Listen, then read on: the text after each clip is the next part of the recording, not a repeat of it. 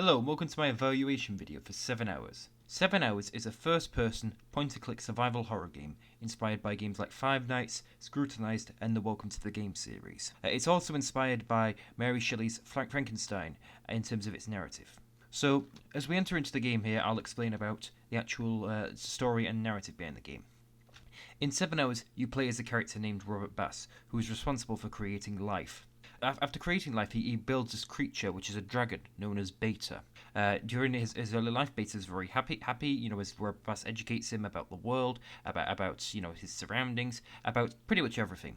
Over time, though, things start to sour. There's protesters which appear outside, which cause Beta a lot of pressure. So Robert Bass tries to create more of these creations in order so Beta won't feel lonely, so that he can feel safe, so he can feel accepted. As things go along, however, a company called the Icarus Foundation ends up kidnapping Robert and also taking his research along with Beta and this new creation, which is created called Entity, and putting them into this facility. Over the next few months and years, Robert is questioned over how he's created this technology but refuses to talk about it, and Beta and Entity are both experimented on, whilst the Icarus Foundation try and work out how this technology works. After being captured for so long, however, Robert Bass is able to escape and get to an office, and once he's inside of this office, he starts to try and break Beta out of the cells so that they can help them both escape. Whilst he's trying to achieve this, however, there's a character called Dr. Randall who's trying to manipulate Robert Bass into giving up his research so that he can use this for his own personal gain. Over the next 7 hours, both Dr. Randall and Beta contact Robert Bass whilst he's trying to break into security systems, and thus the narrative continues from there. In the first hour, players are introduced to the hacking system. At the right of the screen, players will see a line of numbers. This is the security input code. In order to complete it, players must input the exact same code using either the keyboard or the number pad on the screen itself. You'll notice whenever the player presses the number, it turns green. Players have a limited amount of time that they can actually input these different codes. If they run out of time, they'll fail the hack. Fail too many hacks and the player will end up losing the level and they'll have to start again from the beginning. There's a limited number of hacks they actually need to complete per each level, and once they've completed all these hacks, they'll move on to the next area. You may have noticed the green arrow underneath the input codes. This arrow will for the first few hours remain the same direction, but as the game progresses, it will later start to change into the other direction every so often, and it will also change colour to represent this. So sometimes players will be putting the code in from left to right, and other times the code will go from right to left. This adds a bit more variety to completing the code, and also takes the player off guard. As the player is completing hacks, however, there's enemies that will try and hunt them down. To defend themselves with, the players have several options. Firstly, at both of the doors at either of their sides, they've got two lasers which they can activate. Both of these lasers are on separate power sources, which will tick down as they're activated. So basically, as the player uses more power, it'll, when they turn the lasers off, it will recharge for slowly over time. It works in such a way such as for every second it's on, it'll lose 1 power, and for every second it's off, it will gain 1 power. However, there is a cap to both of these. The player can also not just spam the system on and off, otherwise it will start to short circuit and have a spark effect. As well as this, there is also a vent cover behind them, which they can use to block enemies that come through the vents from getting into their office. Now, obviously, both of these things you need to know around your surroundings to know where these different enemies are. So, fortunately, the player has a camera system which they can use in order to see around the facility. The camera system works by pressing camera icons on it, and it will show different displays of the black and white facility around them.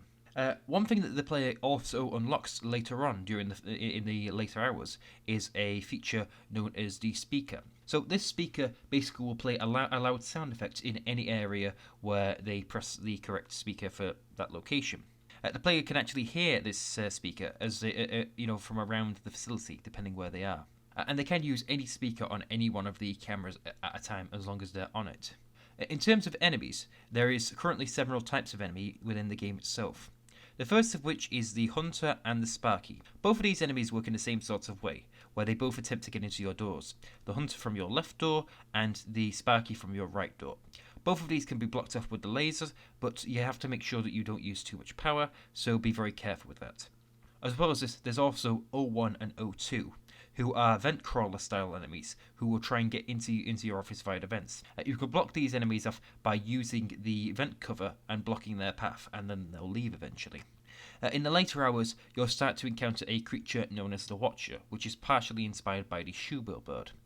The Watcher can basically teleport around the environment and will attempt to knock out your systems. Whilst it won't kill you directly, it can result in one of the other enemies managing to get to your location if it shuts down the power systems. Last but certainly not least, there is the mini alpha. So, in the later hours of the game, you'll start to learn about this creature known as the Alpha, which is trying to take control of the different creations. And the mini Alpha is basically one of their minions. So the way this thing works is it's sort of like a combination of all of the different enemies put together. So they can go to either one of your doors, they can go to either one of the vents, and whilst they don't shut down the power systems, they are active whilst the Watcher is active. So the Watcher can still shut down your power system and cause you to lose to this creature. After completing each hour, players will be greeted by a new cutscene as well as a new hidden file.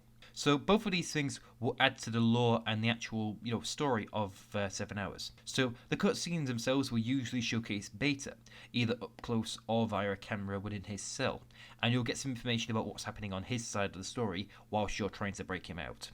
The actual hidden files are meant to be things that you've uncovered via hacking into the security system itself. And these will usually give you some kind of lore or information based on the actual creature. So, for example, in the after completing the first hour, you unlock information about the Hunter, which tells you that they're extremely toxic when they bite onto you. And it also gives you information about how to deal with them, so you know after this first hour to shut the laser door off.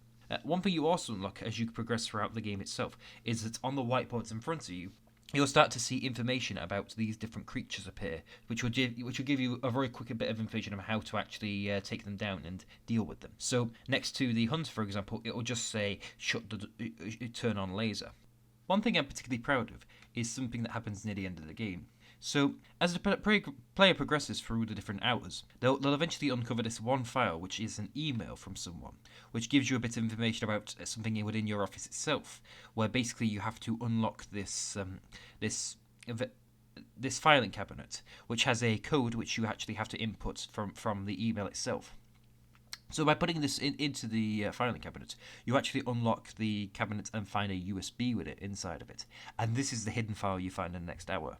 I feel this adds a lot to the actual game itself because it gives the player a lot more feeling of interaction and just gives hints towards more of what's actually happening at this facility. As the game reaches its climax, the player will be brought back to a projector screen which they saw at the start of the game, only this time with a different context. After Robert Bass is killed in a scene prior to this, Beta reads through this information and starts to understand everything about this facility and how all of the other creations that he knows of are currently in danger. So he goes to face the Alpha himself and gets into a brutal brawl with him. After destroying the Alpha, the other creations basically hail him as their saviour, and that's where the story starts to wrap up. We then see the end of an area in the future where Beta is telling this story to a group of new creations, and basically seemingly to inspire them to not allow humanity to take advantage of them anymore. There's also a scene where Beta thanks his father for giving him this opportunity to look after these creatures as the credits start to roll. Following the credits, there is a post-credit scene where you hear Beta say, "Come on further, we've got work to do," which implies that there is more to come later on. So that's pretty much where 7 Hours ends. There's a lot I'm really happy with in the project itself. I think the game looks really good and I'm really happy with how it plays. I think there's a lot of challenge and a lot of difficulty within the game without it being too frustrating. I also think that in terms of the story and narrative, this is a very deep and compelling game with a lot of really interesting ideas I think players are going to really, really enjoy. There are certain things that I do wish I had, more time and more budget to work with. Like, for example, I would have loved to have like a fully animated intro cutscene rather than just a projector screen. But I do think, considering what I had to work with, I've done a pretty good job overall telling this story and visually showcasing all of the different characters and aspects of the narrative. So that's pretty much where I'd like to end my evaluative video, and I hope you enjoyed it. Thanks for watching.